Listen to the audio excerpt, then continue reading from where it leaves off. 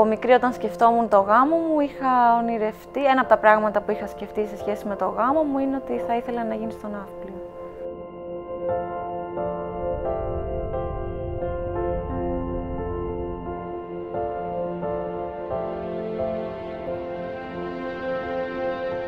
Η μητέρα μου είναι από το ναύπλιο και επειδή από μικρή ερχόμουν εδώ, έχω φίλους, έκανα διακοπές, το έχω συνδυάσει με πολύ ωραίες αναμνήσεις και μ' αρέσει και σαν πόλη, ήθελα ο γάμος να γίνει στο ναύπλιο.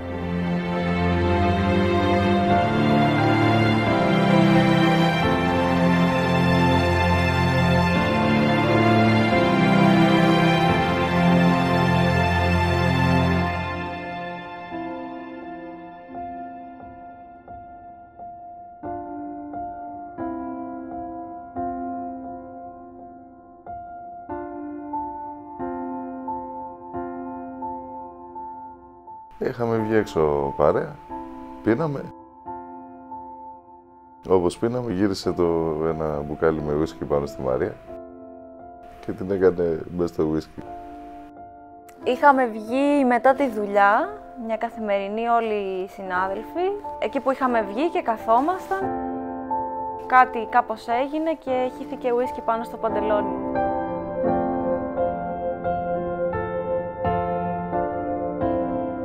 Και εκείνο το βράδυ η Μαρία έμενε στην Αθήνα τότε, εγώ ήμουν στο Λουτράκι. Εκείνο το βράδυ έμεινε σπίτι μου. Έτσι ξεκίνησε η ιστορία.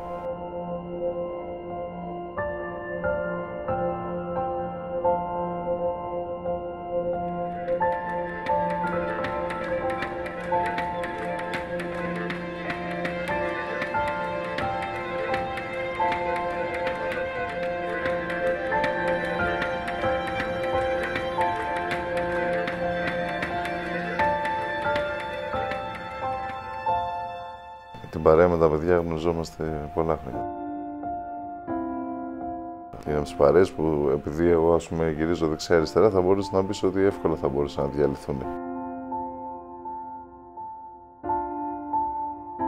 Γιατί ο κόσμος που ήρθε από χθες παιδιά ήταν από πάρα πολλά μέρη. Και είναι πολλοί αυτοί που δεν ήρθανε.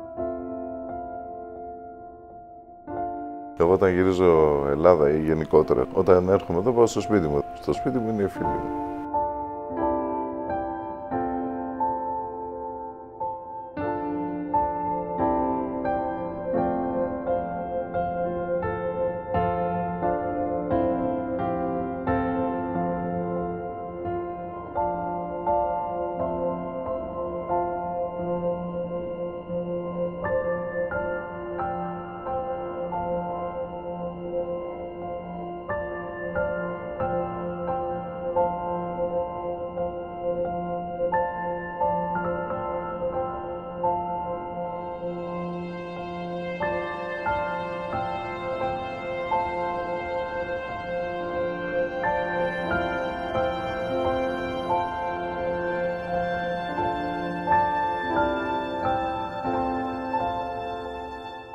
Μου άρεσε που ήταν πιο παραδοσιακό και που παρόλο που εγώ δεν είμαι πόντια, το κάνανε σαν να ήμουν και εγώ πόντια.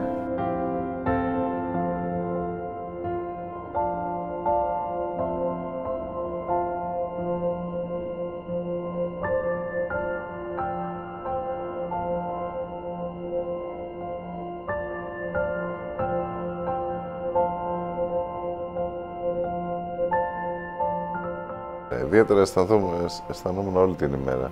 Το συγκινητικό ήταν πιο πριν, που κατεβήκαμε από τα λεωφορεία, που παίξαμε τα όργανά μας, που πήγαμε στην εκκλησία, που ήρθε η νύφε, την κρατήσαμε την νύφε και τη φέραμε με τα όργανα, εμείς τη φέραμε. Την παραλάβαμε με το αυτοκίνητο. Μαζί με τον πατέρα βέβαια, ο οποίος μας την παρέδωσε στις σκάλες. Νομίζω αυτό ήταν πιο ωραίο.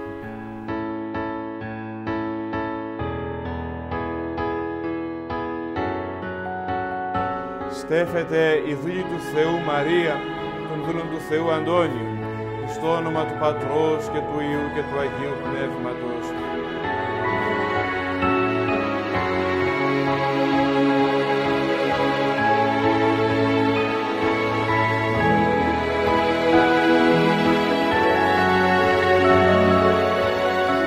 Γενικά επειδή δεν είμαι και ιδιαίτερα κοινωνική, ιδιαίτερα άνετη με τον κόσμο και όλα αυτά, αγχώνομαι όταν όλα τα βλέμματα είναι στραμμένα επάνω μου. Δεν νιώθω πολύ άνετα.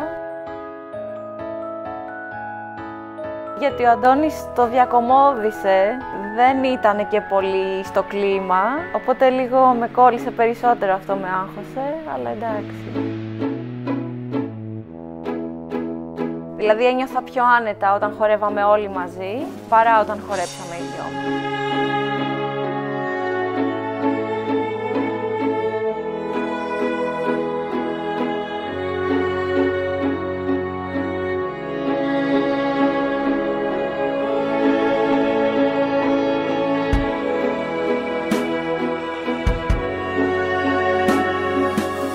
Ο τρόπος που συζητήθηκαν κάποια πράγματα και πάρθηκαν κάποιες αποφάσεις. Η απόφαση της Μαρίας, ας πούμε, να πει ότι θα έρθω και εγώ να δουλέψω έξω, είναι μια δύσκολη απόφαση.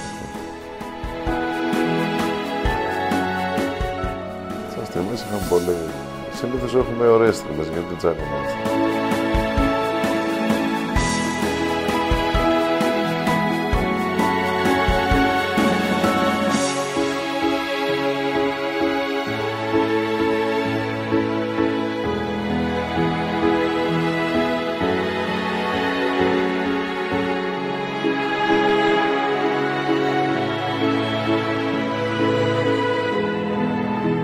Εγώ χάρηκα πολύ επειδή ο Αντώνης έκανε πράγματα, πολλά πράγματα, τα οποία δεν περίμενα ποτέ να κάνω.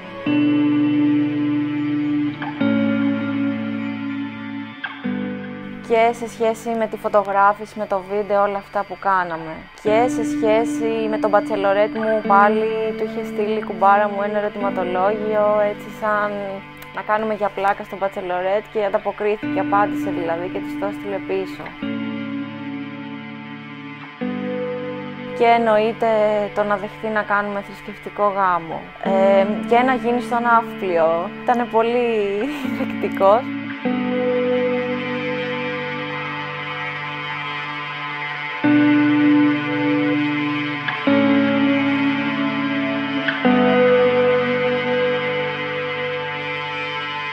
Μέσα στο γλέντι, αφού δεν ξέρω, το χάρηκαν όλοι όσοι, νομίζω ότι ήταν πολύ καλά. Και για τη Μαρία χάρηκα που χορεύει συνέχεια. Γλεντάμε λίγο παραπάνω. Για μένα αυτό ήταν, δηλαδή ότι έγινε ένα πολύ ωραίο γλέντι όπως θα έπρεπε να γίνει. Είπαμε να γίνει κάτι, ας πούμε, κυρίως για ποιο λόγο, για να χαρεί ο κόσμος.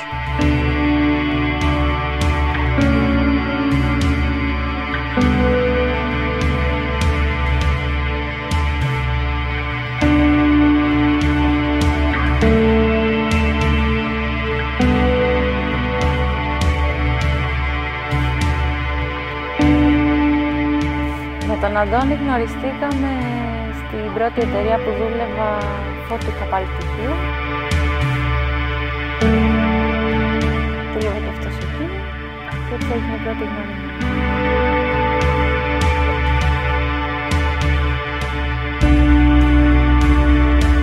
Στην αρχή ήταν καθαρά επαγγελματικό το ενδιαφέρον. Σε συνδυασμό με την εμφάνιση μετά. Προφανώς.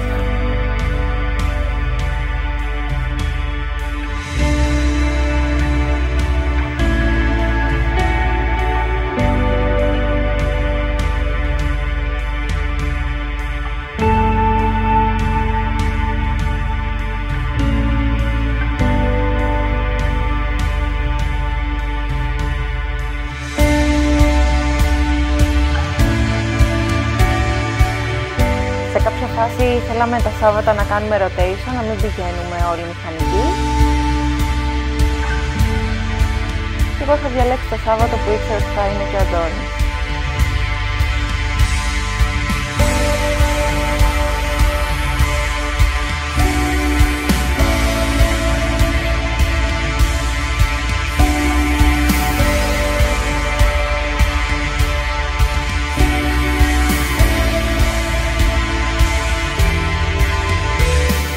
Επειδή ξέρετε, εγώ δεν είμαι ιδιαίτερα εκδηλωτική. Βρίσκω άλλους τρόπους να του δίνω να καταλαβαίνει τέλος πάντων.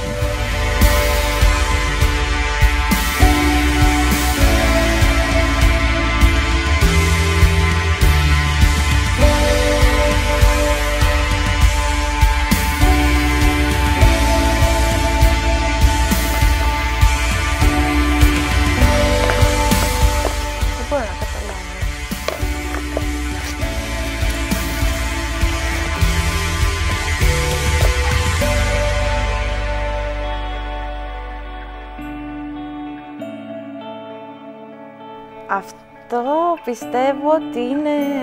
Συγκινούμε τώρα, δεν μπορώ. Είναι το ατύχημα. Αν και αυτός έχει άλλη άποψη για την επέτειο, το δώρο που κάνει δείχνει ότι εγώ έχω δίκιο για την επέτειο. Ενώ γενικά δεν θυμάται λεπτομέρειες, ξέρεις. Αλλά μου αρέσει που θυμάται λεπτομέρειες για τη σχέση μας.